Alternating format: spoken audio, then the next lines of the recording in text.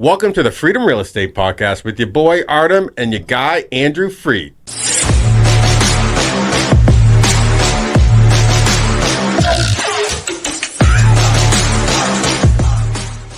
Last time, I believe we were the Property Brothers. This time, we are the T-shirt Brothers because we keep coordinating colors. What's up with that? I swear to God, this is not planned. All right, today we got a special, quick little episode for you guys, and that is how to hire VAs. Specifically, you want to delegate tasks, how you build out your team. Andrew, this is a big one for you. You stopped doing things yourself a long time ago. You hire help left and right. Tell us what got you started in that, how you came to it. What was your first VA like? So I am the laziest freaking person you know, right?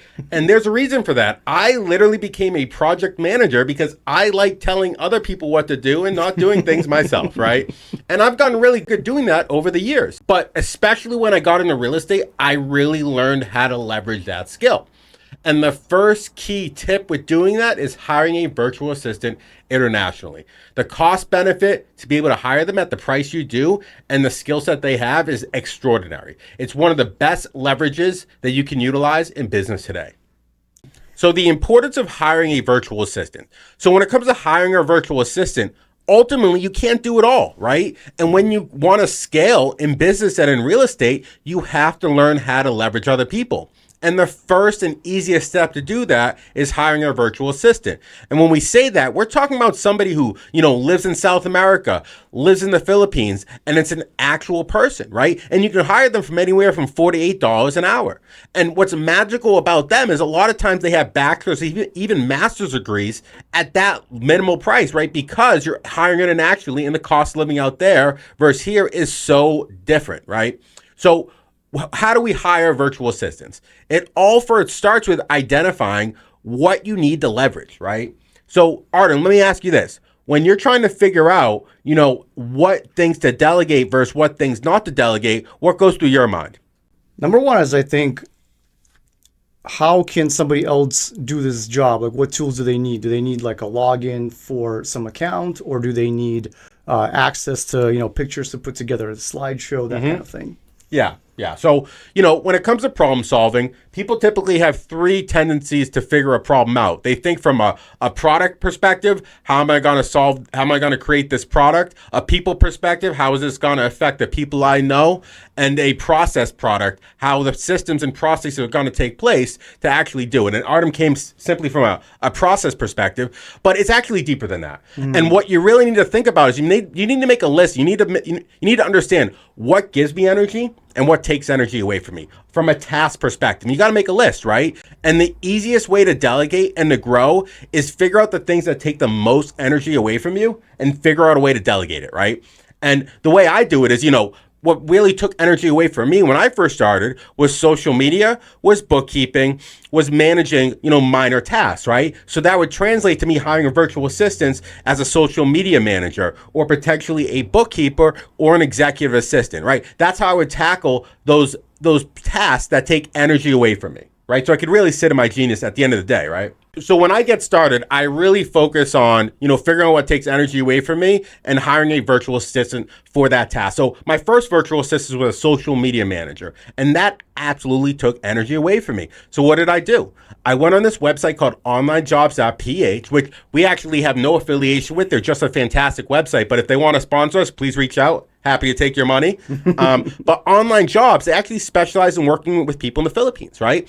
And at that point, you go in there and you create a job description based off your needs and your desires, right? So, if you're looking for a social media VA, you're going to want to orient your job description around tasks associated with that. But you're really going to want to think about what do you spend time with on a social media front and how can you systematize that and put that in a job description, right? But not only that, you're going to want to pair that with a test project, right? So more or less, you're going to want to show that, everybody can write a resume, but you're going to want to determine whether they have the competency and the skill to actually be successful in this role, right? So Artem, you're in the process of hiring a VA right now, right?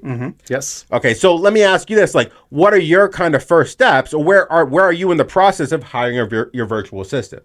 So one thing that I've been struggling with is putting together like a overview, short little packet of here's the deals I've done, here's kind of the ROI, and basically what I can do for potential partners and investors. I sort of have the pieces in place, but my first task is figure out what template looks good for that format, and then put together a short 2 to 3 slide deck of my past deals. And then whoever basically out of 2-3 people I'm going to try gives me the best looking one, that's probably who I'm going to hire for the job. So you're alluding to creating a test project, right? Correct. Okay. So your test project in this particular scenario is you want them to create some sort of investor package for you, so you can potentially raise capital for your deals. Correct. Okay. So that's great and dandy, but let me ask you this. What on a day-to-day basis do you do right now that takes energy away from you? Because that's a great task and that's a one-off task, but is that going to show you what you actually need on a day-to-day basis for you to actually delegate and take things off of your plate, which ultimately that's the goal. We want to take things off of your plate so you can sit in your genius. And when you sit in your genius, your business will exponentially grow. The thing that takes away energy from me, I would say, is not so much tenant communications, but just doing like the sort of mundane, systematic things like raising a tenant's rent every year, or dealing with potentially issues like a leaky sink or whatever. Sure. I don't mind texting or calling my tenants, but it would be very nice if I could just say, hey, this person, it's time to raise their rent. Can you just go ahead and do that for me? Send me that signed contract when it's done. Sure. So to me, it very much sounds like you want a customer service manager and an operations manager, right? Exactly. You want somebody to do the tenant communications. You want somebody to manage all of your processes and systems that you will create, in regards to your rental business, right? Yeah. Okay. I'll buy the property, I'll set it up, Sure. and I just want to hand it off to somebody to run. Totally. So what you're really looking for, and you really got to think about it from an analytical standpoint, is you got to think about like what sort of person am I looking for with that, right? I'm looking who's somebody who is system oriented, right? I'm looking for somebody who has patience, who likes following rules, who makes sure all the T's are crossed and all the I's are dotted. They're very analytical, right? Ultimately, do you want somebody with drive? Probably not. You probably want somebody who will follow you in your, who will lead, who will be on your team and follow your lead, right? So these are some components that you want with somebody with that sort of skill set, right? Somebody with systems, somebody to help you keep track of all of your documentation and ensure all of your, tenant issues are resolved in a timely manner, right? So how do you suss that out in a job description or from a short interview when you say, hey, I want these skill sets or these personality traits? They'll just say anything just to get the job. Sure. I mean, you could absolutely suss that out in a job interview by asking them, describe your strengths, describe what you are great at, describe your weaknesses, and you can suss it out that way. That's an easy way to do it, right? But the real pros, the real next level business people, they actually suss it out with personality tests, right? They actually suss it out with, sending these people tests to gauge their compatibility with their strengths and weaknesses. Because ultimately, everybody, is a puzzle piece to a right puzzle, but you got to find where they fit, right? And every strength will create a weakness, right? If you have strong drive, you might not be good follower, right? So you have to understand these dynamics in conjunction with the role that you want. That's really how you get next level with hiring an all-star. Nice, love it. Now let me ask you this: how do you keep track of basically what they're doing day to day, what hours they're logging if they're on the other side of the world? Absolutely. So, on online jobs, they actually have a timekeeping service where they will record the VA screens and it'll take screenshots every minute or so, and you can see them and it tracks their time, right? So that's an easy way to do it, right? But ultimately, you really got to think about it, right? If you're paying these people, $5, $6, $7, $8 an hour, like even if they do 20 hours worth a week and they save me 10 hours where I'm making $50, $100, and $150 an hour, like that's a win all day for me. Right? Absolutely. Like, obviously, I'm going to want them to work the best that they can, and I'm going to keep an eye on it, right? But if they're creating more value than what is costing me in time, that's a win, right? So I'm not going to sit there. I'm not going to micromanage them. I got too much shit to worry about. The true question is, are they providing me enough value to justify this salary? Love it. All right. Now, we are just about out of time, but Andrew, I know you have one more golden tip for us. So the main golden tip, I would say, when you're really trying to delegate and you're really trying to scale, is you have to be extremely intentional about delegating.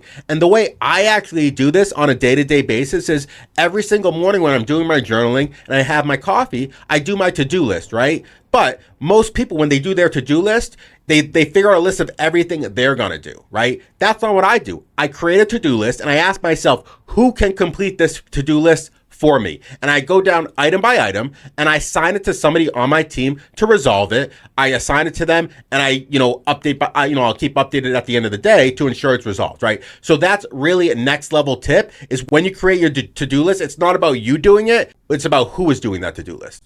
Love it. That right there is a game changer. Absolutely. Thanks, guys. And if you want more tips like this, you know where to find us. Andrew Freed. Wait, no, shit. Investor Freed. Investor Freed on Instagram. See you later, guys. Thanks so much.